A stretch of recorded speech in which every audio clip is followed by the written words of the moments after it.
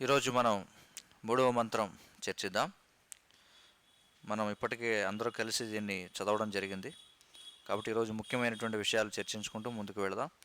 మూడవ మంత్రం అసూర్యానామతే లోక అంధేన తమసావృతాః తాంస్తే ప్రేత్యాభిగచ్చంతి ఏకే చాత్మహనో జనాః.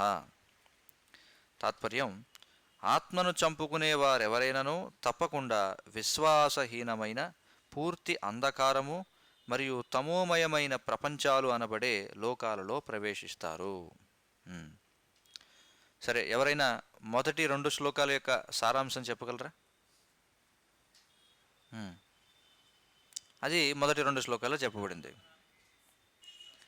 అదే ఈశావాస్యమిదం సర్వం, ఉన్నదంతా కూడా భగవంతుని యొక్క ఆస్తి. అన్నిటికీ భగవంతుడే ఈశ్వరుడు, నియంత్రించేవాడు, యజమాని. ఈశావాస్యమిదం సర్వం యత్కించాం జగత్యాం జగత్. కాబట్టి మనకు ఏదైతే కేటాయించబడిందో, భగవంతుడు మన కర్మానుసారం మనకు ఏదైతే ఇవ్వడం జరిగిందో దానిని మాత్రమే మనం ఉపయోగించుకోవాలి. తేన త్యక్తేన భుంజీత మాగృత కస్య స్విద్ధనం అని చెప్పన్నారు. కాబట్టి మీకు ఏదైతే కేటాయించబడిందో అది మాత్రమే మనం స్వీకరించాలి. ఇతరులకు ఏదైతే కేటాయించబడిందో అది మనం తెలుసుకొని దానిని మనం ఆక్రమించడానికి ప్రయత్నం చేయకూడదు. కాబట్టి ఆ విధంగా ప్రతి వ్యక్తి కూడా ఏం చేయాలి? ఉన్న ప్రతిదాన్ని భగవత్ సేవలో వినియోగించి మనకు కేటాయించిన దానిని ఆయన సేవలో వినియోగిస్తూ ప్రసాదంగా మాత్రమే స్వీకరించాలి. ఆ విధంగా ఈ ఈశావాస్య స్ఫూర్తితో మనం జీవించగలిగితే వ్యక్తి 100 సంవత్సరాలు జీవించాలని కోరుకోవచ్చు. ఆ విధంగా జీవించడం వల్ల వ్యక్తి కర్మబంధనాల్లో చిక్కుకోడు. లేదంటే ఏమవుతుంది? ఈశావాస్య స్ఫూర్తి లేకపోతే కర్మబంధనాల్లో చిక్కుకుంటాం అని చెప్పన్నారు. కాబట్టి అలాంటి ఎవరైతే ఈశావాస్య స్ఫూర్తితో పనిచేయని వారు ఎవరైతే ఉన్నారో వారిని ఇక్కడ 3వ శ్లోకంలో ఆత్మను చంపుకునేవారు అని చెప్పన్నారు.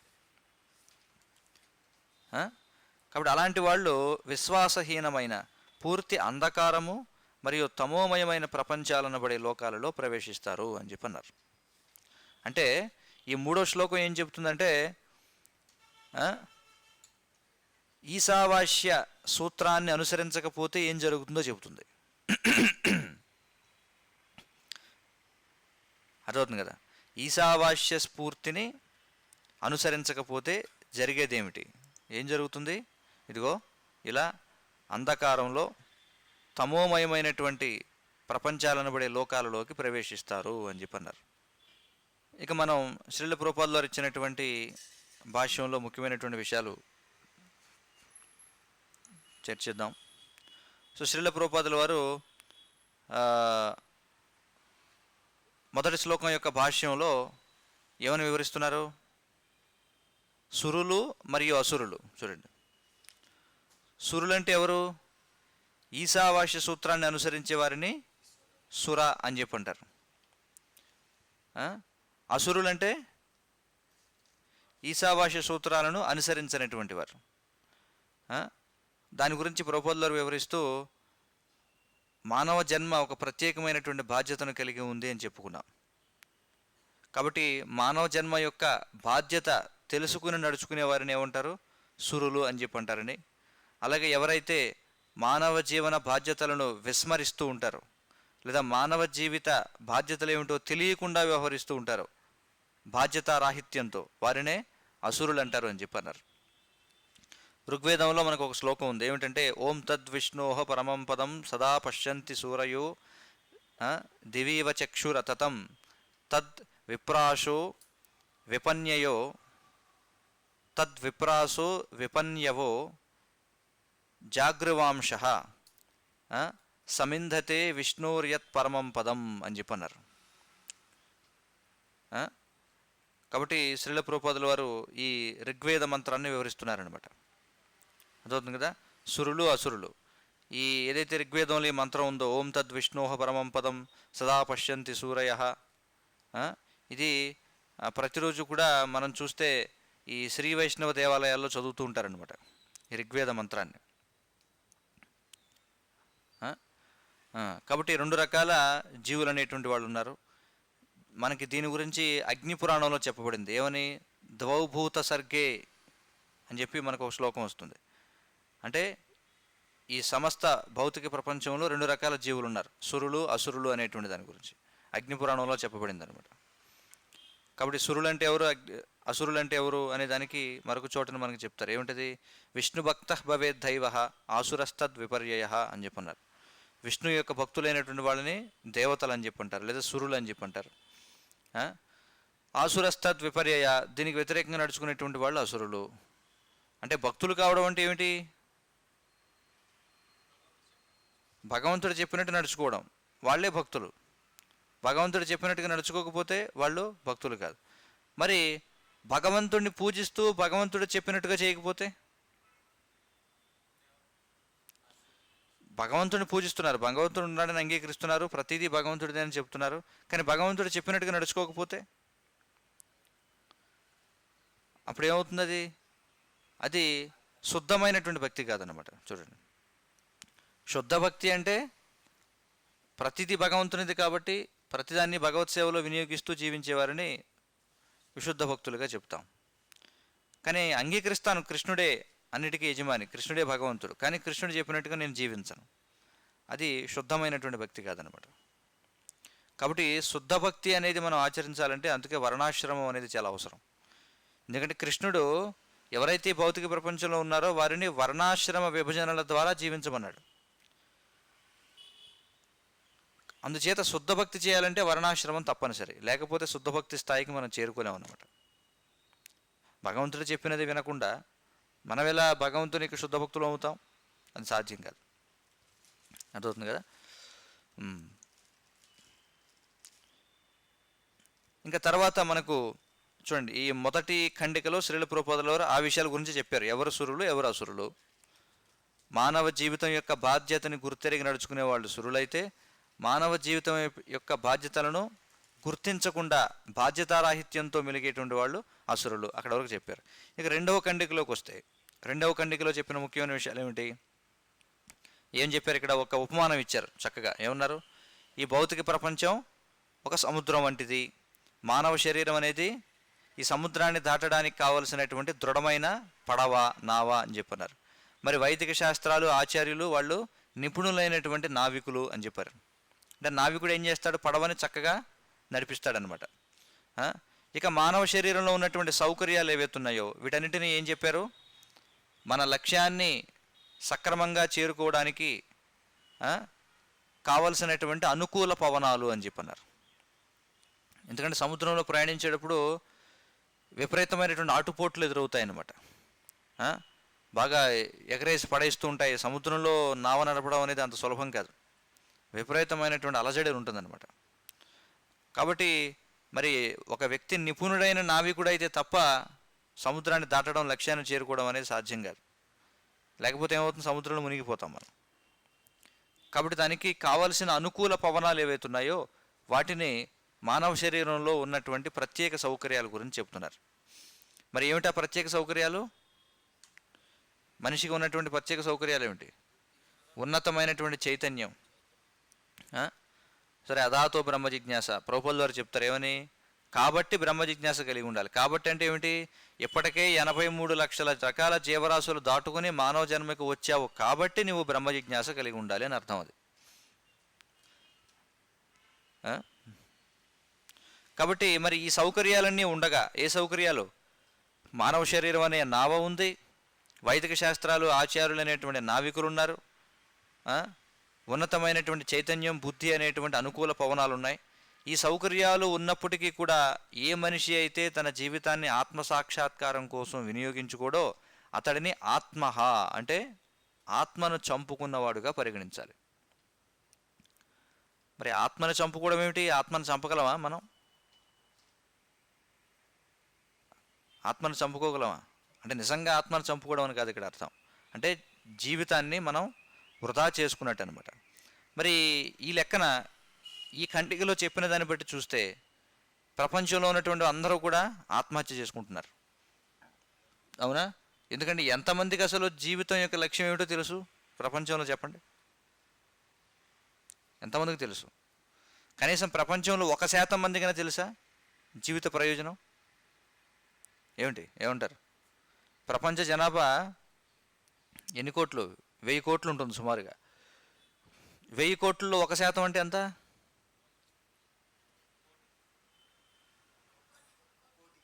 కోటి. సరే, 1 కోటి మందికైనా తెలుసా జీవిత ప్రయోజనం ఏమిటనేది? తెలిసే ఉంటుంది. మరి కోటి మందికి ఏమిటి, ఇంకొంచెం ఎక్కువ తెలిసి ఉంటుంది. ఏమైనా 2-3% మందికి తెలిసి ఉండొచ్చేమో. సరే, తెలిసినా కానీ 1 కోటి మంది ఆత్మసాక్షాత్కారం కోసం ప్రయత్నం చేస్తున్నారంటారా ప్రపంచంలో? కష్టం. కాబట్టి దాదాపుగా అందరూ కూడా ఆత్మహ అనే తరగతిలోకి వెళ్ళిపోతారు. కాబట్టి అయితే ఇక్కడ మనం అర్థం చేసుకోవాలి. ఇంకెక్కడేమంటున్నారు చూడండి, ఇదే ఖండికలో మరొక విషయం ఏం చెప్పారంటే, కాబట్టి ఈశోపనిషత్తు చాలా స్పష్టమైనటువంటి వాక్యాలలో హెచ్చరిస్తుందట. ఏమని? ఈ ఆత్మహ, ఎవరైతే మానవ జీవన ప్రయోజనం తెలియకుండా ఆత్మహత్య చేసుకుంటున్నారు, మానవ జీవితాన్ని వృధా చేసుకుంటున్నారు, వారు ఏమవుతారట? ఈ భౌతిక ప్రపంచంలోని అంధకార బంధురమైన ప్రదేశాలలోకి వెళ్ళి శాశ్వతంగా వాళ్ళు దుఃఖాన్ని అనుభవిస్తారు అని చెప్పన్నారు. నరకే నియతం వాసో, భగవద్గీతలో కూడా చెప్పబడింది. శాశ్వతంగా వాళ్ళు దుఃఖిస్తారు. అంధకార తిమిరాంధ ప్రదేశంలోకి వాళ్ళు శాశ్వతంగా వెళ్ళిపోయి దుఃఖిస్తారు అని చెప్పన్నారు. అయితే ఇదేదో క్రైస్తవులు చెప్పేలాంటిది కాదు. ఇది క్రైస్తవులు ఏమంటారు? ఎవరైతే క్రీస్తును విశ్వసించని వాళ్ళు శాశ్వత నరకంలో పడిపోతారని చెప్పంటారు. వాళ్ళకి మరొక నరకం ఉండదు అనమాట. అదే, వాళ్ళకు ఇంకొక అవకాశం ఉండదు. ఎటర్నల్ డామినేషన్ అని చెప్పంటారు. వాళ్ళు ఏమంటారంటే ఒకసారి అవకాశం లభిస్తుంది. అర్థమైంది కదా? ఒక జీవికి ఒకసారి అవకాశం లభిస్తుందట. అంటే ఒకసారి మానవ జన్మ లభిస్తుంది. ఎందుకంటే వాళ్ళు పునర్జన్మని విశ్వసించరు కదా. పూర్వజన్మ పునర్జన్మ అనేవి క్రైస్తవులు విశ్వసిస్తారా? విశ్వసించరు. మరి ఉన్నది ఒకటే జన్మ. కాబట్టి ఆ ఉన్న ఒకే జన్మలో మీరు క్రీస్తుని విశ్వసించకపోతే, బాప్తిస్మము స్వీకరించకపోతే ఏమవుతుంది? శాశ్వతంగా నరకంలోకి త్రోయబడతారు. కానీ ఇక్కడ చెప్పింది అలాంటిది కాదు. పొరపాటును కూడా అలా అర్థం చేసుకోకూడదు. ఎందుకంటే భౌతిక ప్రపంచంలో శాశ్వతత్వం అనేది ఎలా లెక్కేస్తాను చెప్పండి? బ్రహ్మ మరణించే వరకు ఉంటుంది, అంత కూడా ఉండదు. బ్రహ్మ నిద్రపోయిన ప్రతిసారి సృష్టి విలయం అవుతుంటుంది. అంటే ఎంతవరకు అతడు అజ్ఞానంలో ఉంటాడంటే విలయం జరిగినంత వరకు. మళ్ళీ విష్ణువు యొక్క నాభిలోకి ప్రవేశిస్తుంది విశ్వం అంతా, ఈ సృష్టి అంతా కూడా మళ్ళీ బయటకు వస్తుంది. అంటే ఒక బ్రహ్మ యొక్క జీవితకాలం పాటు మనం అజ్ఞానంలో ఉండే అవకాశం ఉంటుంది. మళ్ళీ తేరుకోకపోతే మళ్ళీ అవకాశం ఇవ్వబడుతుంది. మళ్ళీ ఆ విధంగా ఇది అర్థం చేసుకోవాలి. ఎందుకంటే మన దృష్టిలో మరి దేవతల యొక్క కాలమానాన్ని లెక్కించగలవా మనం? దేవతల కాలమానాన్ని లెక్కించలేం. ఇంకా బ్రహ్మదేవుడి కాలమానాన్ని ఏమి లెక్కిస్తాం? మరి బ్రహ్మదేవుడి కాలమానాన్ని లెక్కించలేకపోతే ఈ సృష్టి కాలమానాన్ని ఎలా లెక్కిస్తాం? కాబట్టి మన దృష్టిలో అది శాశ్వతంగానే చెప్పుకోవాలి. దేవతలను అమరులను ఎందుకంటారు? అంటే మన లెక్కల్లో వాళ్ళ ఆయుష్ని లెక్కించలేము కాబట్టి. అంటే మన గణితం సరిపోదు దేవతల ఆయుష్ను లెక్కించడానికి. కాబట్టి మన గణితం దృష్టిలో అమరులు అనమాట. మనం వాడే మ్యాథమెటిక్స్ ఏదైతే ఉందో దాని లెక్కల్లో దేవతలు అమరులనే చెప్పుకోవాలి. కాబట్టి ఇక్కడ ఆ భావంతో అర్థం చేసుకోవాలి. అంటే శాశ్వతంగా దుఃఖాన్ని అనుభవిస్తారంటే ఆ విధంగా అన్నమాట. అంతేగాని ఇంకా వాడికి ఇంకా మరొక అవకాశం ఉండదని కాదు క్రైస్తవులు చెప్పినట్టుగా. మరి ఈ మానవ జన్మ అనేటువంటిది చాలా ముఖ్యమైనది, జంతు జీవనం కంటే చాలా విలువైనది. కాబట్టే ప్రకృతి ఈ మనిషికి ఏం చేస్తుందంటే సౌకర్యవంతమైన జీవనాన్ని అనుభవించడానికి కావలసిన సౌకర్యాలను కూడా కల్పిస్తుంది అనమాట. చెప్పుకున్నాం కదా, ఎందుకు మనిషికి ఉన్నతమైనటువంటి సౌఖ్యాలు ఇవ్వబడ్డాయి సౌకర్యవంతమైన జీవితాన్ని అనుభవించడానికి అంటే మానవ జీవనం అనేది, మానవ జీవితంలోనే ఈ మానవ రూపంలోని జీవితం అనేది చాలా ముఖ్యమైనటువంటిది, జంతు జీవనం కంటే చాలా విలువైనది. కాబట్టి ఎందుకంటే దీనికి ఉన్నతమైన బాధ్యత ఉంది. ఏమిటా బాధ్యత? బ్రహ్మ జిజ్ఞాస.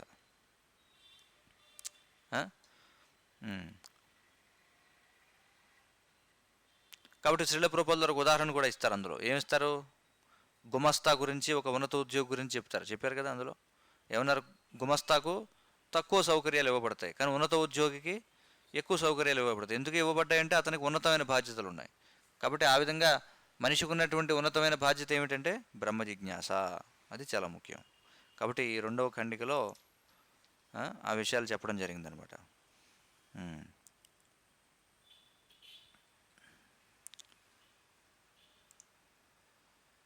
ఇంకా ఏం చెప్పారు రెండవ ఖండికలో చూడండి. మానవ జీవితానికి ప్రత్యేకమైనటువంటి అవకాశం ఉంది, లేకపోతే అతడు ఆత్మహ అని చెప్పున్నారు. అంటే ఆత్మని చంపుకున్నవాడే. చూడండి మరి ఈ జంతువులు అనేవి ఏం చేస్తాయి? ఎప్పుడు కూడా తమ యొక్క ఆకలితో ఉన్న కడుపులను నింపుకోవడంలో నిమగ్నమై ఉంటాయి. అవునా? ప్రొపోజల్లో ఇది కూడా రాశారు. ఏం చెప్పుకున్నాం మనం? ఈ ఆధునిక నాగరికత ఏదైతే ఉందో ఇది మన ఉదర సమస్యల్ని ఇంకా పెంచిందని చెప్పన్నారు. అవునా? ఉదర సమస్యలను పెంచిందా లేదా ఈ ఆధునిక నాగరికత? ఏ విధంగా? ఇప్పుడు జంతువులు మనం చెప్పుకున్నాం. జంతువులు వేటిలో మునిగి ఉన్నాయి? అవి చేసే పనులు ఏమిటి చెప్పండి? ఆహారం, నిద్ర, భయం, మైథునం. అంటే జంతువులకున్న ఏకైక సమస్య ఏమిటంటే తమ కడుపులు నింపుకోవడం. అంతకుమించి ఏమైనా సమస్యలు ఉన్నాయి వాటికి? ఉదయం లేచిన దగ్గర నుంచి ఏం చేస్తాయి? అవి తమ కడుపులు నింపుకోవడంలోనే మునిగి ఉంటాయి. కానీ మనుషులు కేవలం కడుపులను మాత్రం నింపుకోవడం కాకుండా ఇంకా ఉన్నతమైనటువంటి పనులు చేయగలరన్నమాట. అదే ఏమిటంటే ఏమన్నారు? దాన్ని బ్రహ్మ జిజ్ఞాస అని చెప్పుకున్నాం. కానీ ఈ ఆధునిక ఏమన్నారు? ఆత్మహ నాగరికత. ప్రభువుల గారు చెప్పారు కదా భాష్యంలో, ఏమన్నారు చూడండి. ఆత్మహ అని చెప్పన్నారు. చూడండి, ఈ ఆత్మహ నాగరికత ఏదైతే ఉందో, అంటే ఆత్మను చంపుకునేటువంటి నాగరికత ఏదైతే ఉందో, అవి ఏం చేసిందంటే ఇంకా ఈ పొట్ట సమస్యలను పెంచిందనమాట. చూడండి,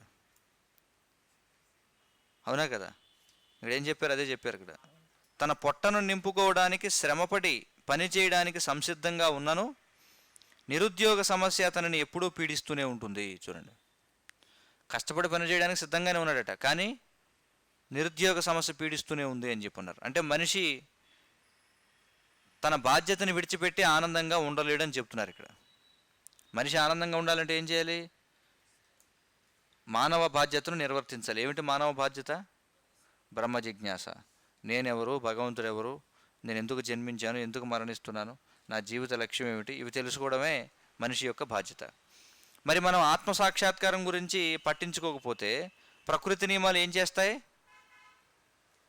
మనల్ని చచ్చినట్టుగా కష్టపడి పని చేయేలా చేస్తాయి. మనకి ఇష్టం లేకపోయినా కష్టపడి పని చేయవలసిందే. చూడండి, ఇప్పుడు ఇష్టంతో భగవంతుడికి సేవ చేయకపోతే అప్పుడు ఏమవుతుంది? కష్టంతో మాయకి సేవ చేయాల్సి వస్తుంది అనమాట. మాయ చచ్చినట్టు చేయిస్తుంది పని మనతోటి. కాబట్టి కష్టపడకుండా ఎవడూ ఉండే అవకాశమే లేదు.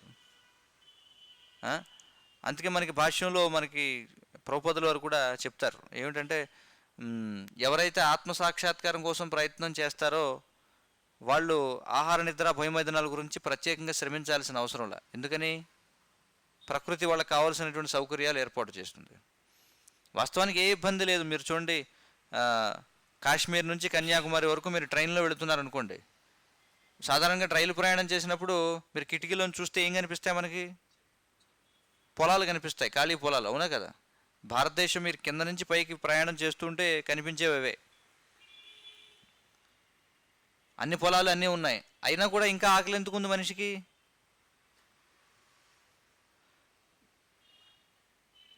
అయినా కూడా మనిషి ఎందుకు దుఃఖంలో ఉన్నాడు చెప్పండి?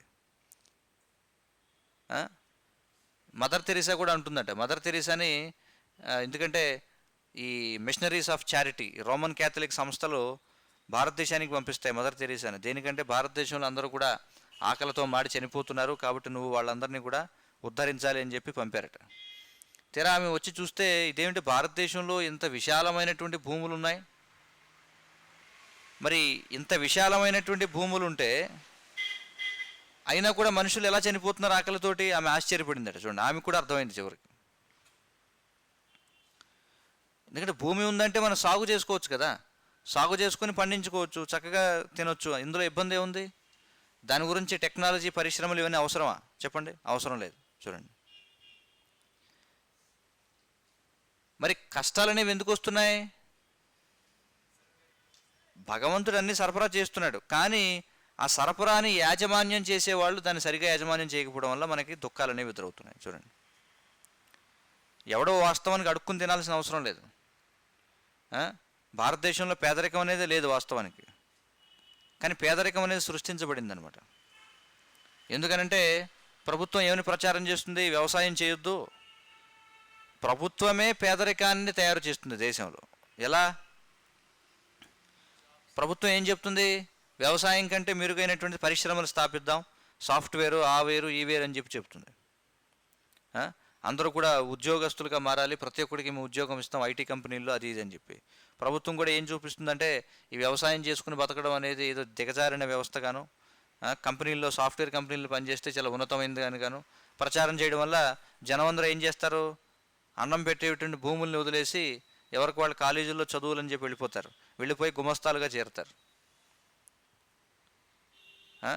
మరి అందరూ వెళ్ళిపోయి ఆ పనులు చేస్తే ఉత్పత్తి చేసేవాడు ఎవడు? కాబట్టి ఉత్పత్తి చేసేవాడు తగ్గుతారు, కాబట్టి ధరలు పెరుగుతాయి. సమస్యలు ఏమీ తగ్గడం లేదు కదా. చదువుకున్నంత మాత్రాన ఉద్యోగం చేస్తే సమస్యలు తీరిపోతున్నాయా? తీరడంలా. మరి ఇన్ని భూములు ఖాళీగా ఉండగా మరి భారతదేశంలో ఇంకా పేదవాళ్ళు ఎందుకున్నారంటే యాజమాన్య లోపం, అంతే. ఇక్కడే కాదు, చాలామంది అనుకుంటారు అమెరికా అంటే ఇది స్వర్గలోకం అనుకుంటారు. ఎవరైనా అమెరికా వెళుతుంటే అమెరికాలో ఉన్నారంటే అబ్బా స్వర్గం అండి అమెరికా అనుకుంటారు. కానీ అమెరికా నుంచి వచ్చిన వాళ్ళని అడగండి, అమెరికాలో మీరు ఏ ట్రాఫిక్ జామ్ అయినా కూడా రోడ్ల మీద మీరు చూస్తే ఎక్కడ పడితే ఎక్కడ చూసినా సరే ఇవి పోస్టర్లు కనిపిస్తాయి అన్నమాట. నాకు ఆకలిగా ఉంది, నాకు ఏమన్నా అన్నం పెట్టండి, లేకపోతే నాకు కడుపులో బాగాలేదు, నాకు తలకాయ పూటుగా ఉంది, లేకపోతే నాకు తాగడానికి మందు లేదు. చూడండి, అమెరికాలో మీరు చూస్తే అడుక్కునే వాళ్ళు చాలా అఫీషియల్గా ఉంటారనమాట. వాళ్ళు ఏం చేస్తారంటే కూర్చొని ఒక బోర్డు పట్టుకుంటారు, ఇలా కూర్చొని బోర్డు పట్టుకుంటారు. ఏమిటంటే ఈరోజు నేను బీరు తాగలేకపోయాను కాబట్టి నాకు ఒక $10 ఇవ్వండి అని. వాళ్ళు అలాగే అడుక్కుంటారు అక్కడ, ఎందుకంటే ఆ దేశాల్లో అది మామూలు కదా. మద్యం, మాంసం, జూదం, వ్యభిచారం అనేవి కనీస అవసరాలు, కాబట్టి వాటి కోసం అడుక్కుంటారు అక్కడ.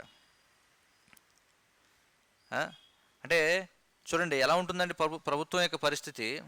ఆధ్యాత్మిక విషయాలను ప్రచారం చేయడానికి అనుమతి ఇవ్వరు, కానీ అమెరికా లాంటి దేశాల్లో ఎక్కడికి వెళ్ళినా సరే, ఏ మెట్రో స్టేషన్కి వెళ్ళినా, లేకపోతే ఈ ఏమంటారు ఈ జనం తిరిగే ప్రదేశాలు ఏవైతే ఉంటాయి, పబ్లిక్ ప్లేస్లు ఏవైతే ఉంటాయో, ఎక్కడ చూసినా సరే మీకు బోర్డులు, అడ్వర్టైజ్మెంట్లు కనిపిస్తాయి. ఏమంటే ఇంకో బిచ్చగాళ్ళు ఉన్నారు వాళ్ళకి సహాయం చేయండి, లేకపోతే అక్కడ ఏదో వ్యాధి వచ్చింది వాళ్ళకి ఏదో సహాయం చేయండి, వీళ్ళకి సహాయం చేయండి, వాళ్ళకి సహాయం చేయండి, అఫీషియల్గా అడుక్కుంటారనమాట. చూడండి, ఇంకా ఆన్లైన్లో అడుక్కునే వాళ్ళు కూడా ఉన్నారు కొంతమంది. ఒక వెబ్సైట్ ఉంది, ఆన్లైన్లో అడుక్కునే వాళ్ళకి ఒక వెబ్సైట్ ఉంది.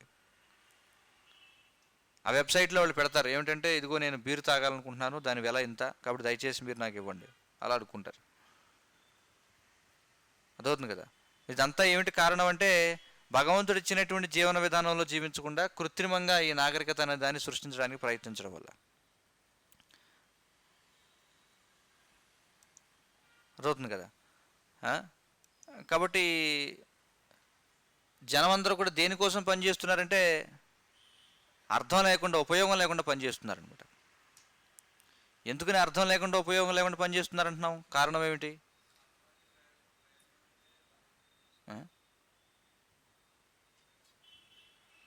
ఎందుకు పనికి రాకుండా పని చేస్తున్నారు జనం? ఇప్పుడు రోజుకి ఎన్ని గంటలు పని చేయాలి మనిషి? 8 అంటే 10 గంటలు వేసుకోండి, దానికి వెళ్ళాలి రావాలి కదా. 10 గంటలు పని చేస్తాడు మనిషి. 10 గంటల్లో వాడు ఎంతైతే సంపాదిస్తాడో, అంటే నిజంగా మనం బతకడానికి 10 గంటలు పని చేయాలా రోజు? అవసరం లేదు. అర్థమైంది కదా. అంటే ఇప్పుడు మనిషి రోజుకి ఎంత తింటాడు? 3 పూటలు తింటాడు. 3 పూటలు తినడానికి మాకు ఒక నీడ కోసం, ఒక ఆశ్రయం కోసం, సరైనటువంటి ఆరోగ్యం కోసం, కట్టుకోవడానికి బట్టల కోసం, వాటికి మనిషి నిజంగా ఎంతసేపు కష్టపడాలి చెప్పండి? ఇప్పుడు వ్యవసాయం చేసుకున్నాం అనుకోండి, వ్యవసాయం చేస్తే పంట పండించుకుంటాం, పండించిన పంటని గోదాముల్లో వేసుకుంటాం, అన్నీ కూడా సమకూరుతాయి, అవునా కదా. రోజు 10 గంటల చొప్పున మొత్తం సంవత్సరానికి ఒక 330 రోజుల పాటు పనిచేయాలా? ఏమన్నా కనీసం 300 రోజులు ఏమైనా పనిచేయాల్సిన అవసరం లేదు. కాబట్టి ఎంతవరకు తనకి అవసరమో అంతవరకు పనిచేస్తే సరిపోతుంది. అదవుతుంది కదా. కానీ కంపెనీలు ఇవన్నీ ఏవైతే ఉన్నాయో వాటిలో సరే వాడు ఏమంటాడు, నెలకి ₹1,00,000 ఇస్తానంటాడు, నెలకి ₹1,00,000 జీతం ఇస్తానంటాడు. నిజంగా ₹1,00,000 అవసరం వీడికి? 15,000 20,000 అంతే. నేను 15,000 20,000 సరిపడా పని చేస్తానంటే ఒప్పుకుంటాడు వాడు? ఒప్పుకోడు. అంటే ఇక్కడ బలవంతంగా గాడిద చాకరీ అని ఎందుకంటావు అంటే, నీ కోసం నువ్వు అంత కష్టపడక్కర్లా. నువ్వు సంపాదించే ₹1,00,000 నువ్వు తినేది ఎంత అంటే 5,000 6,000 7,000 10,000 తింటాడు అనుకోండి. మిగతా 90,000 ఎవరి కోసం పనిచేస్తున్నాడు? కంపెనీ వాడి కోసం పనిచేస్తున్నాడు. చూడండి, దీనినే అజాగర వృత్తి అని చెప్పి అంటారు. పాము ఏం చేస్తుంది? ఆ పాము కష్టపడుతుందా? లేదు. చీమలన్నీ కష్టపడతాయి. చీమలన్నీ కష్టపడి పుట్ట ఏర్పాటు చేస్తే అందులో పాము దూరుతుంది అనమాట. కాబట్టి ఒకసారి ఆలోచించాలి అందరూ కూడా. మనం కష్టపడుతున్నాం, కానీ మనం కష్టపడే దాని పూర్తి ఫలితాన్ని మనం భోగించగలుగుతున్నామా? భోగించడంలో. అలాగని నాకు ఎంత అవసరమో అంతవరకే కష్టపడడానికి వీలవుతుందా? వీలు కాదు. చచ్చినట్టు అంతా పని చేయాల్సిందే. విషయం అర్థమవుతుందా లేదా మీకు? అంటే ఇక్కడ విషయం ఏంటంటే, అవసరం లేకుండా శ్రమించాల్సి వస్తుంది. ఇది ఇక్కడ చెప్పే విషయం. అంటే మనం చేసేటువంటి పనిపై మనకు నియంత్రణ లేదు. నేను ఇంతవరకే పని చేస్తాను. ఇప్పుడు నిజంగా వాడు తినేదానికి, వాడికి వచ్చేదానికి రోజుకి 2 గంటలు 3 గంటలు కష్టపడితే సరిపోతుంది నిజంగా వాడు చేసే ఉద్యోగంలో. కానీ వాడు నేను ఎంతవరకు అవసరమో, నాకెంత ధనం అవసరం అంతవరకే పని చేస్తానంటే లేదు. ఏం చేయాలి? బలవంతంగా పని చేయవలసిందే. కానీ మిగతాదంతా ఎవరి కోసం పని చేస్తున్నట్టు? యజమాని కోసం పని చేస్తున్నట్టు. అది ఇక్కడ చెప్తున్నాం. అర్థమైంది కదా. కాబట్టి అనవసరంగా మనం పని చేస్తున్నాం అనమాట. చూడండి, కొన్నిసార్లు చాలామంది భక్తులను చూసి హేళన చేస్తూ ఉంటారనమాట. వాళ్ళు భౌతికంగా చాలా దుఃఖంలో ఉంటారు, కానీ భక్తులను చూసి హేళన చేస్తూ ఉంటారు. వీళ్ళు ఏమైనా పిచ్చి పట్టిందా ఏమిటి, ఎప్పుడు చూసినా హరే కృష్ణ హరే రామ అంటారు అని అనుకుంటారు. కానీ వాడి జీవితంలో అనేక రకమైన దుఃఖాలు అనుభవిస్తూ ఉంటాడు, కానీ భక్తులను చూసి విమర్శిస్తూ ఉంటాడు. చూడండి, అర్థమైంది కదా. ఒక్కసారి మనం ఎప్పుడన్నా మనం చూడండి, బయట ఎలా ఉంటుందంటే పరిస్థితి, ఉదాహరణకి రోడ్లు వేసేవాళ్ళు ఉంటారు. వేసవకాలం మంచి మండుటి ఎండ, పైనుంచి ఏమో ఒక 35-38 డిగ్రీల ఎండ వస్తుంది, 40 డిగ్రీల ఎండ, కింద మళ్ళీ వాడు వేసే తారు కూడా 40 డిగ్రీలు వేడి. చూడండి, అలాంటి పనులు చేస్తూ ఉంటారు జనం, అవునా కదా. పైన ఎండ, కింద తారు వేడి, అయినా కూడా వాడేమనుకుంటాడు? నేను ఆనందంగా ఉన్నాను అనుకుంటాడు. చూడండి, వాడు భక్తులు ఎవరైనా కనిపిస్తే వాళ్ళని చూసి పిచ్చేంటి వాళ్ళకి అందరికీ అనుకుంటాడు. చూడండి, అవునా కదా. అదేమన్నా మంచి పని? అది మండుట ఎండ పైనుంచి, కిందేమో తారు కాలుతూ ఉంటుంది. మీరు చూడండి, వాళ్ళు ఏదో ప్లాస్టిక్కి బూట్లు లాంటివి వేసుకొని ఇలా నడుస్తూ ఉంటారు, తారు పకెట్లు పట్టుకొని. చూసారు ఎప్పుడన్నా? అదేమన్నా మంచి ఆహ్లాదకరమైన పనే? మంచి ఆనందదాయకమైన పని అది? లేదు. కానీ వాడు భక్తులను చూసి ఏమనుకుంటాడు? పిచ్చా ఏంటి, హరే కృష్ణ హరే రామ నవ్వుకుంటూ ఉంటారు. వాళ్ళు నవ్వుకుంటుంటారు అనమాట. పిచ్చెక్కింది వీళ్ళకి. చూడండి, ఇలా ఉంటుందండి పరిస్థితి. అర్థవుతుంది కదా. ఎందుకంటే లేకపోతే చూడండి, కొన్నిసార్లు ఈ భవన నిర్మాణ కార్మికులను చూడండి. ఉదాహరణకు పెద్ద పెద్ద అపార్ట్మెంట్లు కడుతుంటారు, కొన్ని వందల అంతస్తులు కడుతూ ఉంటారు. వాళ్ళు ఎక్కడో పైన ఏదో ఒక అరడుగు వెడల్పున్న కడ్డీ మీద నడుస్తూ ఉంటారు. అది ఎంత ప్రమాదకరమైన పని! అది ప్రమాదకరమైన పని అంటారు కదా, చెప్పండి. చాలా ప్రమాదకరమైన పని. కానీ వాడు ఏమనుకుంటాడు? నేను ఆనందంగా ఉన్నాను అనుకుంటాడు. చూడండి,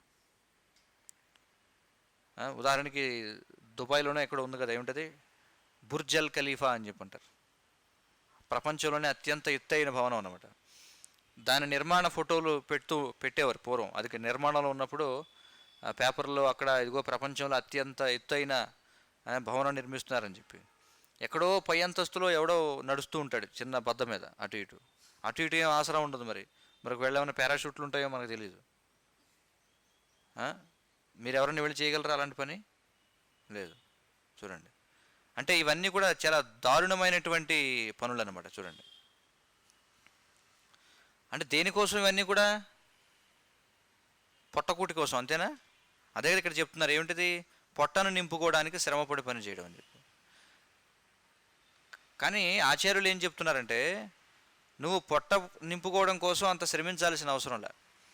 నువ్వు భగవంతుని గుర్తించి, భగవంతుని యొక్క ఆధిక్యాన్ని గుర్తించి, నువ్వు భగవంతుని కోసం పని చేసినట్లయితే, చూడండి అందరూ కష్టపడి పని చేయాల్సిందే. ఆ కష్టపడి పని చేసేది ఏదో కృష్ణుడి కోసం కష్టపడి పని చేయమంటున్నాం మనం. అదవుతుంది కదా, అదే తపస్సు మనం చేయమనేది. కృష్ణుడి కోసం కష్టపడి పని చేయండి. కొంతమంది చూడండి చాలా చాలా మనకి కలియుగ లక్షణాలు చెప్పినప్పుడు శ్రీమద్ భాగవతంలో సుఖదేవ్ గోస్వామి అంటారు, ఏమంటారంటే కలియుగం యొక్క ఒక లక్షణం ఏమిటంటే వృధాశ్రమ. చూడండి, వృధాశ్రమ చేయడం అనమాట. దాన్ని ఏమంటారు, ఉగ్రకర్మ అని చెప్పి అంటారు. ఉగ్రకర్మ అంటే అంటే నిజంగా వాడు ఆనందంగా జీవించడానికి అంత దారుణమైనటువంటి పనులు చేయాల్సిన అవసరం లే. చూడండి, లేకపోతే మైనింగ్ చూస్తారు, మైనింగ్ భూగర్భ గనుల్లో పనిచేస్తుంటారు కదా, బొగ్గు కార్మికులు, బొగ్గు గని కార్మికులు, వాళ్ళంతా భూమికి 2 కిలోమీటర్ల లోతులో పనిచేస్తుంటారు. అంత కష్టపడాల్సిన అవసరం ఉందా నిజంగా తినడానికి చెప్పండి? లేకపోతే కొన్నిసార్లు చూస్తుంటాం, అప్పుడప్పుడు వార్తలు వస్తుంటాయి, విమానాశ్రయాల్లో ఈ స్మగ్లర్లు దొరికిపోతుంటారు. స్మగ్లర్లు వాళ్ళు ఏం చేస్తారు, ఈ మాదక ద్రవ్యాలు, హెరాయిన్, బ్రౌన్ షుగర్ ఇలాంటివి ఉంటాయి కదా, వాటిని విదేశాల నుంచి అక్రమంగా తీసుకురావాలన్నమాట. తీసుకురావడానికి ఏం చేస్తారంటే కొంతమంది ఏం చేస్తారటంట, వాళ్ళ చర్మం లోపల పెట్టుకుని మళ్ళీ చర్మం కుట్టేసుకుని వస్తారట. చూడండి, ఇది దొంగతనంగా బంగారం లేకపోతే ఏమన్నా మంచి విలువైనటువంటి డాలర్లు ఇలాంటి కరెన్సీలు అంటే లెక్క లేకుండా తీసుకురావాలనుకుంటే ఏం చేస్తారు వాళ్ళు, ఈ విధంగా చర్మం చేతులు అంటే వాడికి ఎక్కడైతే బాగా కొవ్వు పట్టిందో ఆ ఉన్న చోటన దానికి ఆపరేషన్ చేసి లోపల పెట్టేసి కుట్టేసి పట్టుకొస్తారండి. మళ్ళీ వచ్చిన తర్వాత మళ్ళీ కుట్లిప్పి అవన్నీ బయట తీసుకుంటారు. ఎంత దారుణం చూడండి. కొంతమంది ఏం చేస్తారంటే హెరాయిన్ లాంటి, హెరాయిన్ అని చెప్పి ఉంటుంది, మాదక ద్రవ్యాలు చిన్న చిన్న పొట్లాలు కట్టేసి వాటిని తేనెలో ముంచి మింగేస్తారంట. మొత్తం మింగేస్తాడు. మొత్తం మింగేసిన తర్వాత ఇక్కడికి వచ్చిన తర్వాత ఏం చేస్తారంటే మళ్ళీ అక్కడికి ఆపరేషన్ చేసి తీసేస్తారు బయటికి. అంత కష్టపడాల్సిన అవసరం ఉంటుందా చెప్పండి? అలా కూడా దొరికిపోతుంటారు విమానాశ్రయాల్లో స్కానింగ్ చేసినప్పుడు. పోలీసులకు అనుమానంగా ఉందనుకోండి, వాడిని ఆపి చెక్ చేస్తారు. ఏమిటారంటే కోసి చూస్తే లోపల సంచులు ఉంటాయి. అది ఎంత దారుణమైన పని చెప్పండి. మరి వాటితో పోల్చుకుంటే మనం చేసే తపస్సు ఏమిటి? ఇది ఉదయాన్నే 4 గంటల నిద్ర లేవడం తపస్సా? అది తపస్సా? లేకపోతే ఇలాగా ఏమిటిది హెరాయిన్ బ్యాగులు మింగేసి తర్వాత ఆపరేషన్ చేయించి మళ్ళీ బయట తీయడం, అది దాంతో పోల్చుకుంటే మనం చేసే తపస్సా చెప్పండి? ఉదయాన్నే మంగళారతిలో నృత్యం చేయమని చెప్తాం, ఆ నృత్యం చేయడం తపస్సా? లేకపోతే అదిగో ఎక్కడో 100వ అంతస్తులో ఒక బద్ద మీద అటు ఇటు నడవడం తపస్సా? ఏమంటారు? ఏది బాగుంటుంది? ఎందుకంటే మనకు అలా అనిపిస్తుంది కదా. ఇప్పుడు భక్తులు ఏమనుకుంటారంటే, రోజు ఉదయాన్నే 3 గంటలకి, 3:30కి, 4 గంటలకి నిద్ర లేవడం, రోజు సంసార దావానాలం పాడాలి, ఏమిటిది సంసారం ఏంటి ఇలా అయిపోయింది, రోజు నృత్యం చేయాలా కీర్తనలో, ఇది పెద్ద తపస్సు అనుకుంటారు.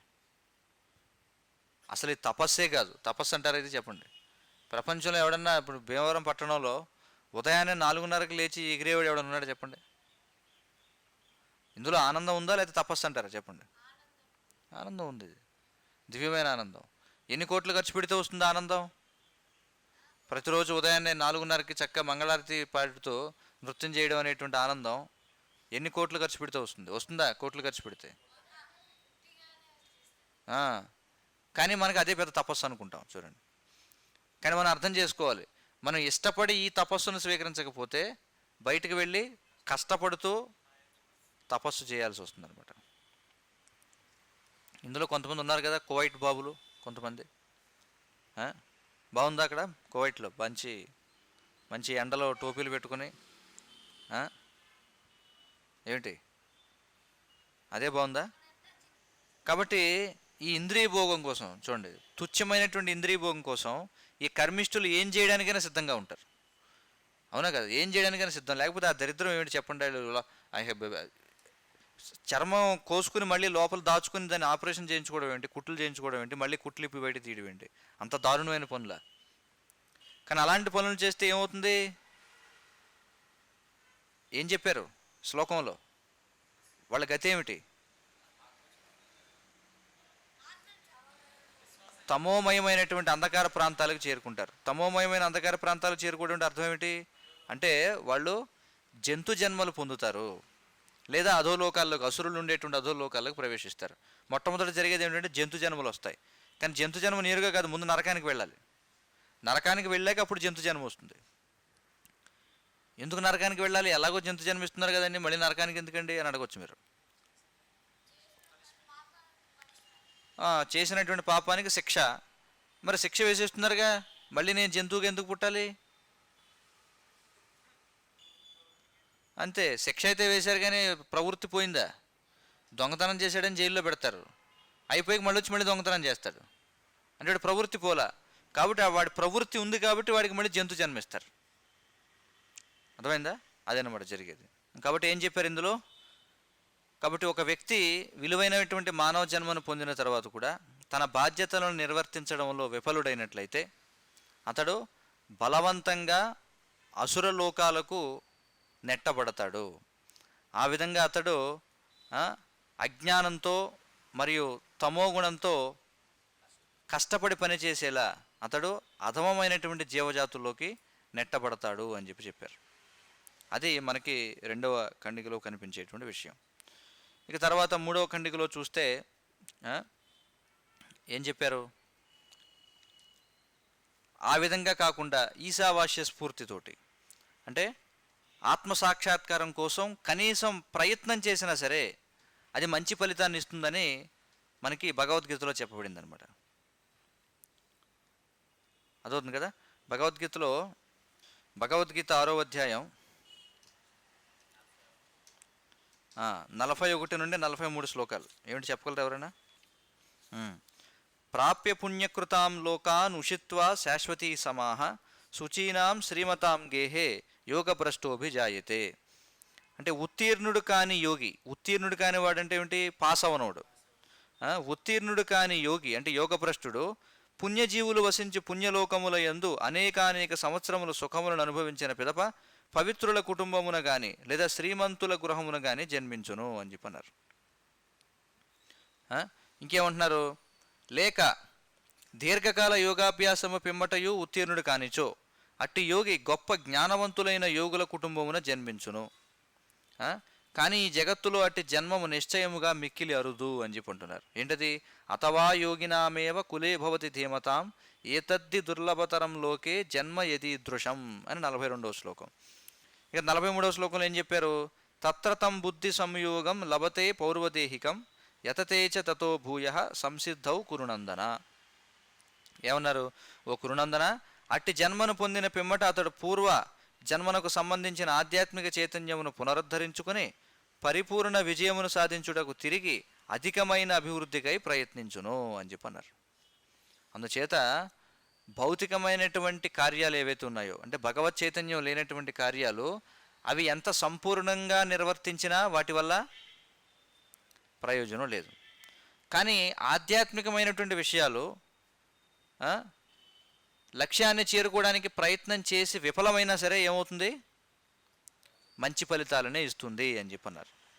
ఎందుకంటే అతడు ఏం చేస్తాడు? అలా పతనం చెందినటువంటి అభ్యర్థి ఎవరైతే ఉత్తీర్ణుడు కానివాడు ఎవడైతే ఉన్నాడో యోగి, అతడికి మళ్ళీ గౌరవనీయమైనటువంటి లేదా ఉన్నత కుటుంబాల్లో జన్మించేటువంటి అవకాశం వస్తుంది. మరి అంటే ప్రయత్నం చేసి విఫలమైన వాడికే అంత ఉన్నతమైనటువంటి అవకాశం లభించేటట్టయితే, మరి ఎవరైతే ఇదే జన్మలో పూర్తిగా ప్రక్రియ అంతా కూడా దాటేస్తారో వాళ్ళ గురించి ఏం చెప్పాలి? వాళ్ళు ఏమవుతుంది? అప్పుడు వెళ్తారు, పూర్తి ప్రయోజనాన్ని పొందుతారు. అంటే చూడండి, ఇది ఎంత ఉన్నతమైనటువంటి కార్యము. కాబట్టి ఏ విధంగా చూసినా సరే భగవత్ సేవ చేయడమే మేలు, అది మనం అర్థం చేసుకోవాలి.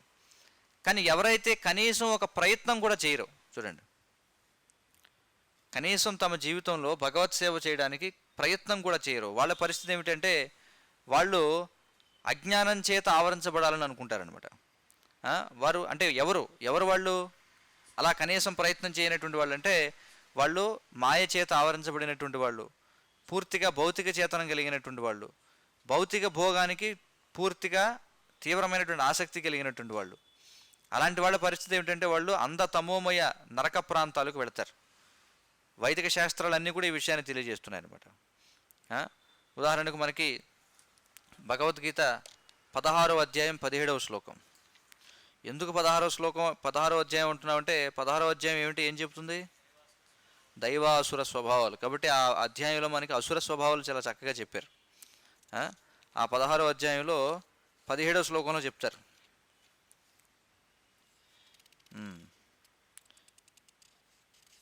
ఏం చెప్పారు 17వ శ్లోకంలో? 16వ అధ్యాయం, ఆత్మసంభావిత స్తబ్ధ ధనమాన మదాన్వితా యజంతే నామయజ్ఞయిస్తే దంభేనా విధిపూర్వకం అని చెప్పన్నారు. స్వయం సంతుష్టులను మరియు ఎల్లప్పుడూ గర్వితులను ధనము మరియు దురభిమానముల చేతను భ్రాంతి నొందిన వారై వారి కొన్ని మార్లు దంభముతో నియమ నిబంధనలను అనుసరింపకుండా నామకార్థము యజ్ఞములను ఆచరింతురు. 2 రకాల వాళ్ళ గురించి మనకి చెప్పడం జరిగింది కదా. 2 రకాల గురించి చెప్పారు, 3 రకాలు చెప్పారు వాస్తవానికి. అందులో ఒకటి, పూర్తి చేస్తే ప్రక్రియని వాళ్ళు ఆధ్యాత్మిక ప్రపంచానికి వెళ్ళిపోవచ్చు. ప్రక్రియ ప్రారంభించి విఫలమైతే ఉన్నత కుటుంబాల్లో జన్మిస్తారు. కానీ అసలు ఏ ప్రయత్నం చేయకపోతే వాళ్ళ పరిస్థితి వేరు. కానీ కొంతమంది ఏం చేస్తారట, పైకి చేస్తున్నట్టు కనిపిస్తారట, కానీ లోపల ప్రయోజనం వేరు. వాళ్ళ గురించి కూడా చెప్పారు కదా ప్రభుపాదుల వారు. అవునా? వాళ్ళు ఏం చేస్తారు, నామయజ్ఞ ఇస్తే అని చెప్పన్నారు. అంటే నామకార్థము యజ్ఞములు చేస్తారట, కానీ వాళ్ళ ప్రయోజనం ఏంటి? అసలు ప్రయోజనం పేరు పొందడం, లేకపోతే ఓట్లు పొందాలని, ఇంద్రియ భోగం చేయాలని, ఇలాంటివి అన్నమాట. చూడండి, అలాంటి వాళ్ళ గురించి ఇందులో చెప్పారు. అదనమాట విషయం. ఈ సందర్భంగా మనం చూస్తే శ్రీల ప్రభుపాదుల వారు ఇందాక మనం చెప్పుకున్నాం కదా, 6వ అధ్యాయం 43వ శ్లోకం నుండి ఇక్కడ చూడండి. శ్రీల ప్రభుపాదుల వారు 6వ అధ్యాయం 42వ శ్లోకంలో దేని గురించి ఆయన చెప్తారంటే, అంటే ఉన్నత కుటుంబాల్లో జన్మించడం వల్ల వచ్చే ఉపయోగం ఏంటనే దాని గురించి చర్చిస్తూ ఆయన చెప్తారు. ఏమంటారంటే, గొప్ప జ్ఞానవంతులైన యోగుల కుటుంబమున లేదా శుద్ధ భక్తుల కుటుంబమున కానీ జన్మించుట ఇచ్చట ప్రశంసించబడినది. చూడండి, ఎందుకంటే కృష్ణుడు ఏమంటున్నాడు, ఆ విధంగా గొప్ప యోగుల కుటుంబంలో కానీ శుద్ధ భక్తుల కుటుంబంలో కానీ జన్మించడం అనేది ఈ జగత్తులో చాలా అరుదైనదని చెప్తున్నాడు కదా కృష్ణుడు. ఆ శ్లోకానికి ప్రభుపాదుల వారు ఇచ్చిన భాష్యం చూడండి, ఏమంటున్నారంటే, ఎందుకని అది చాలా అరుదైనది అంటే, ఎందుకది చాలా ప్రశంసించబడుతుంది అంటే, అట్టి కుటుంబమున జన్మించిన శిశువునకు జీవితారంభము నుండి ఆధ్యాత్మిక జీవితమునకు ప్రోత్సాహము లభించును. అలాంటి భక్తుల కుటుంబాల్లో పుడితే ఏమవుతుంది, చిన్నప్పటి నుంచే అవన్నీ కూడా ప్రోత్సాహం లభిస్తుంది. ఇట్టిది ముఖ్యముగా ఆచార్యుల లేక గోస్వాముల కుటుంబములలో జరుగును. చూడండి, అట్టి కుటుంబముల వారు సాంప్రదాయము మరియు శిక్షణ వలన గొప్ప పాండిత్యము మరియు భక్తితోనూ కూడి ఉండుటచే ఆ కుటుంబమున జన్మించిన వారు ఆధ్యాత్మిక ఆచార్యులు కాగలరు. ఆధ్యాత్మిక ఆచార్యుల కుటుంబంలో పుడితే, ఎవరు గోస్వాముల కుటుంబంలో కానీ ఆచార్యుల కుటుంబంలో కానీ పుడితే, ఆ పుట్టిన పిల్లలకు కూడా ఏ అవకాశం లభిస్తుంది, వాళ్ళు కూడా ఆచార్యులు గోస్వాములు అయ్యే అవకాశం ఉంటుంది. భారతదేశమునందు అట్టి ఆచార్య కుటుంబములు అనేకము గలవు, కానీ తగినంత విద్య మరియు శిక్షణ లోపించి ఉన్నందున అవి ప్రస్తుతము పతనము చెందినవి. చూడండి, కానీ అందులో కూడా ఒక ప్రమాదం ఉంది. ఏమిటి అంటే, ఆచార్య కుటుంబంలో గోస్వాముల కుటుంబంలో పుట్టిన శిక్షణ లేకపోవడం చేత ఏమవుతుంది, వాళ్ళు పతనం చెందుతారు. చాలామందిని మనం చూస్తుంటాం, వాళ్ళ ఇంటి పేర్లు ఉంటాయి, ఏమని, భాగవతులు అనే పేర్లు, లేకపోతే సామవేదం అనే పేరు, లేకపోతే ద్వివేది అని, చతుర్వేది అని, ఇలాంటివి ఉంటాయి. అంటే వాళ్ళందరూ కూడా గొప్ప కుటుంబాల్లో జన్మించారనమాట, గోస్వామి కుటుంబం. కానీ శిక్షణ లేకపోవడం వల్ల వాడు కూడా ఏం చేస్తాడు, పండిత పుత్ర పరమసుంట అన్నట్టుగా మారిపోతాడు. భగవానుని కృపచే తరతరములుగా శుద్ధ భక్తులను తయారు చేయు అట్టి కుటుంబములు ఇంకనూ కొన్ని కలవు. చూడండి, ఇంకా ఉన్నాయట అలాంటి కుటుంబాలు. ప్రభుపాదుల వారు చెప్తున్నారు, అట్టి కుటుంబములలో జన్మించడం నిశ్చయముగా గొప్ప అదృష్టము. ఇంకా ప్రభుపాదుల వారు ఏమంటున్నారు, భగవత్ కృపచేతనే మా ఆధ్యాత్మికాచార్యులైన ఓం విష్ణుపాద శ్రీమద్ భక్తి సిద్ధాంత సరస్వతి గోస్వామి మహారాజు గారికి మాకును అట్టి కుటుంబములలో జన్మించు అవకాశము కలిగినది అని చెప్పుకుంటున్నారు. భక్తి సిద్ధాంత సరస్వతి ఠాకూర్ల వారు ఎవరి కుటుంబంలో జన్మించారు, భక్తి వినోద ఠాకూర్ల వారు. ఆయన కూడా ఆచార్యులే కదా. అలాగే శ్రీల ప్రభుపాదుల వారి తండ్రి, ఆయన కూడా వైష్ణవులు. కాబట్టి అలాంటి కుటుంబాల్లో పుట్టడం అనేది చాలా గొప్ప అదృష్టం అని చెప్పుకుంటున్నారు. ఆ విధముగా జీవితారంభము నుండి మేము శ్రీకృష్ణ భగవానుని భక్తియుక్త సేవ యందు సుశిక్షితులమైతిమి.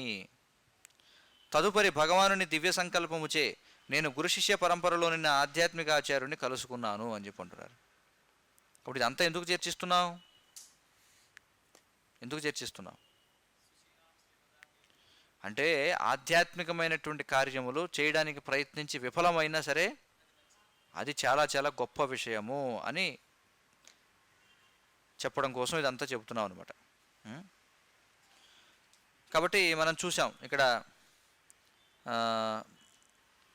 ఇంకా మనకు చూడండి 16వ అధ్యాయంలో ఇక్కడ శ్రీల ప్రభుపాదుల వారు ఇక్కడ మీరు ఇక్కడ ఖండిక చూడండి, ఖండికలో చూస్తే 16వ అధ్యాయంలో 17, 18 శ్లోకాల నెంబర్లు ఇచ్చారు. అవునా? ఎందుకని 16వ శ్లోకం ప్రస్తావిస్తున్నారు 16వ అధ్యాయం ఇక్కడ? ఎందుకంటే దైవాసుర స్వభావాల గురించి ఈ అధ్యాయంలో వివరించబడింది కాబట్టి. ఇంకా 17వ శ్లోకం ఇందాక మనం చూసాం. ఏమిటది? ఆత్మసంభావిత స్తబ్ద ధనమాన మదాన్వితా యజంతే నామయజ్ఞైస్తే దంబేనా విధిపూర్వకం అనేది చూసాం. ఇంకా 18వ శ్లోకం ఏముంది చూడండి. అహంకారం బలం దర్పం కామం క్రోధం చ సంశ్రితా మామాత్మ పరదేహేషు ప్రద్విషంతో అభ్యసూయకాహ అని చెప్పన్నారు. అంటే అహంకారము చేతను, బలము చేతను, గర్వము చేతను, కామము చేతను, క్రోధము చేతను భ్రాంతి నొందిన వారై అసుర స్వభావము గలవారు తమ దేహముల యందును ఇతర దేహముల యందును నిలిచి ఉన్న దేవాది దేవుడనైన నా ఎడ అసూయ గలవారై నిజమైన ధర్మమును దూషింతురు. చూడండి, చివరన సారాంశం చెప్తున్నారు. అందులో ఏం చెప్తున్నారంటే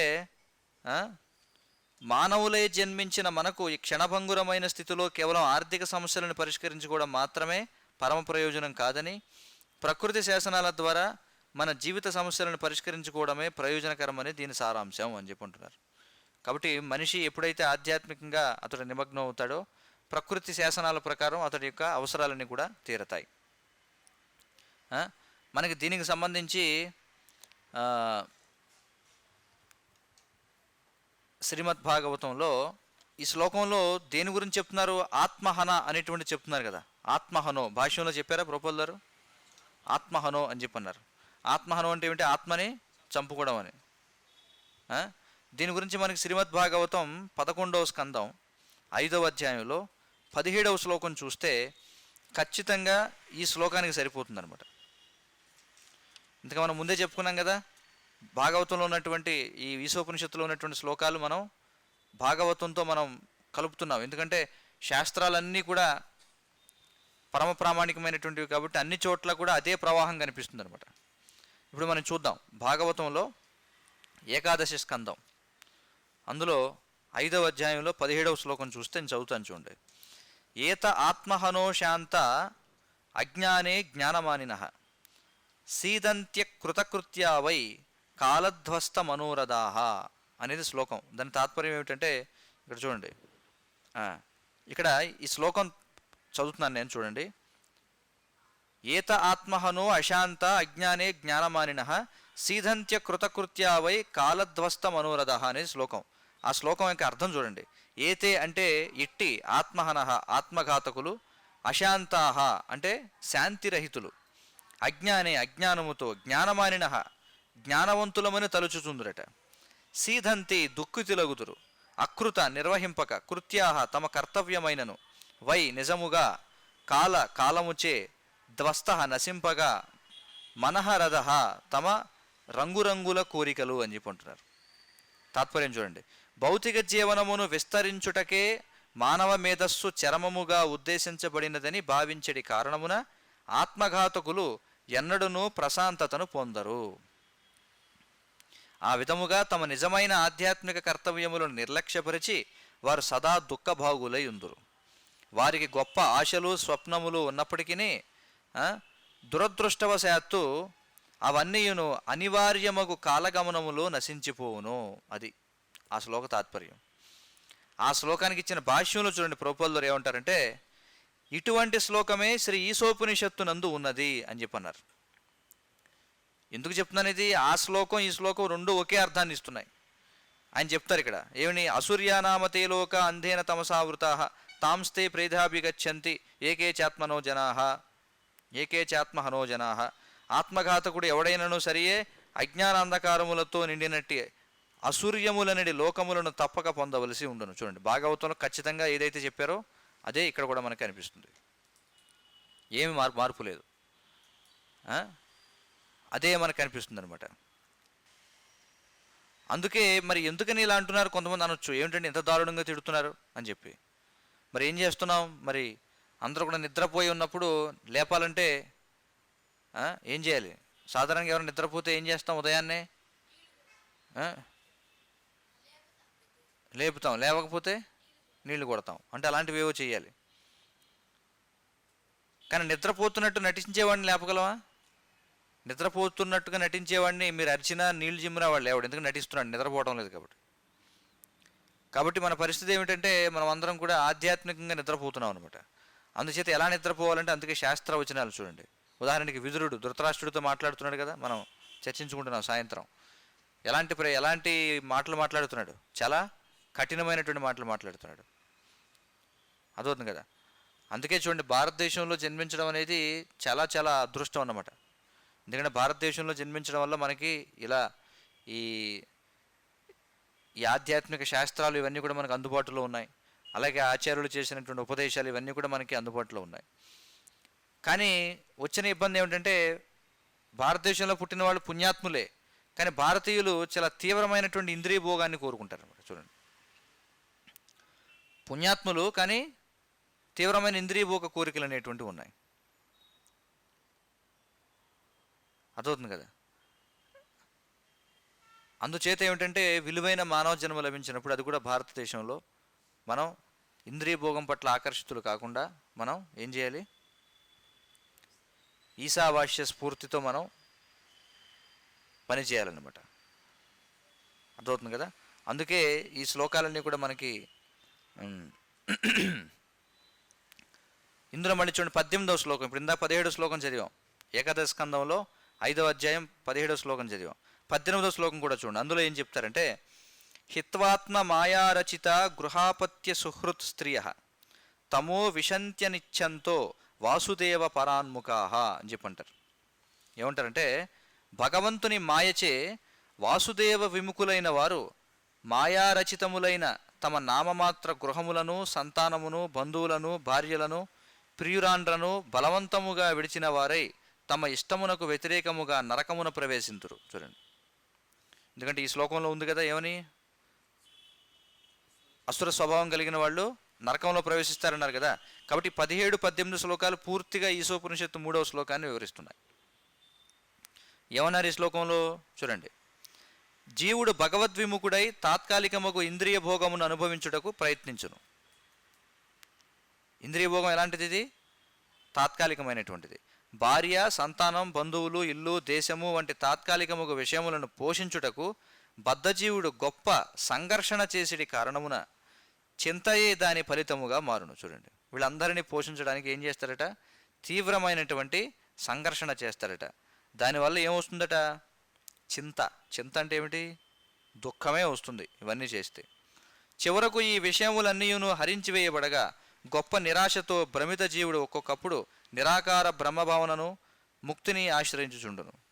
ఈ విధముగా వాడు ఏమనుకుంటాడు? ఈ బాధలన్నీ పడలేక జీవితంలో నేను బ్రహ్మలో ఐక్యమైపోతాను అనుకుంటాడు అనమాట. అంటే ఒక విధమైనటువంటి ఆధ్యాత్మిక ఆత్మహత్య చేసుకోవాలనుకుంటాడు. అంటే ఇంకా నాకు ఈ అస్తిత్వం వద్దు. అలాంటి వాడికి మళ్ళీ భగవత్ సేవ అని చెప్తే అమ్మో వద్దు, ఇప్పటికే చేసిన సేవ చాలు, ఇంకా నేను ఎవరికి సేవ చేయదలుచుకోలేదు, నేను బ్రహ్మంలో ఐక్యమైపోతాను అనుకుంటాడు. సాధారణంగా బ్రహ్మంలో ఐక్యమైపోవాలనుకునే వాళ్ళందరూ ఇదే భావన. ఎందుకంటే వాడికి జీవితంలో నానా రకాల చావు దెబ్బలు తింటాడు. వాడు ఎవరికి సేవ చేసినా, ఎవరితో సేవ చేయించుకున్నా దుఃఖమే వస్తుందన్నమాట. ఇంక ఇవన్నీ అనుభవించి ఇంక వాడు ఏమనుకుంటాడంటే ఎవరితో సంబంధం పెట్టుకోకూడదు జీవితంలో. ఎవరికి సేవ చేసినా దుఃఖమే వస్తుంది అనుకుని ఎవరన్నా వెళ్ళి ఏమయ్యా భగవత్ సేవ చేయొచ్చు కదా అంటే అమ్మో వద్దండి బాబు, చేసిన సేవ చాలు, ఇప్పటికే దెబ్బలు తిన్నాను, ఇంక నేను నిరాకార బ్రహ్మంలో భగవంతుడు ఐక్యమైపోదాం అనుకుంటున్నాను అంటాడు అనమాట. ఈ విధముగా ఇంద్రియ భోగమును కొనసాగించుచు లేదా బ్రహ్మములో లీనమై ఇంద్రియ భోగమును నివారించుటకు ప్రయత్నించుచు బద్ధజీవుడు సర్వదా అజ్ఞానమునందే ఉండిపోవును. కానీ తన ప్రభువుకు పరమపురుషుని సేవించుటే జీవుని అసలైన స్థితి. కాబట్టి మన నిజమైన స్థితి ఏమిటి? బ్రహ్మజ్యోతులు ఐక్యం కావడమా? అది కృత్రిమమైన స్థితి, మళ్ళీ పతనం చెందాల్సిందే. భగవంతుడిని సేవించడమే మన అసలైన స్థితి.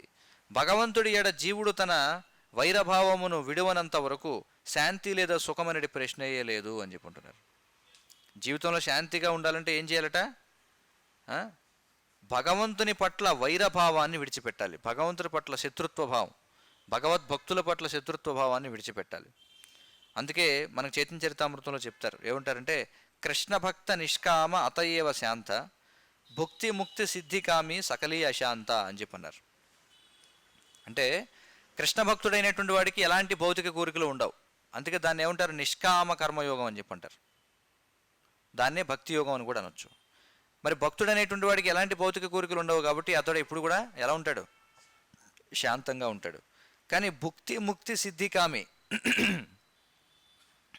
కానీ ఎవరైతే భుక్తి ఇంద్రియభోగం చేయాలనుకుంటారో, లేదా బ్రహ్మజ్యోతులు ఐక్యం కావాలనుకుంటారో, లేకపోతే సిద్ధి అంటే రకరకాల మాయమంత్రాల శక్తులు సాధించాలనుకుంటారో,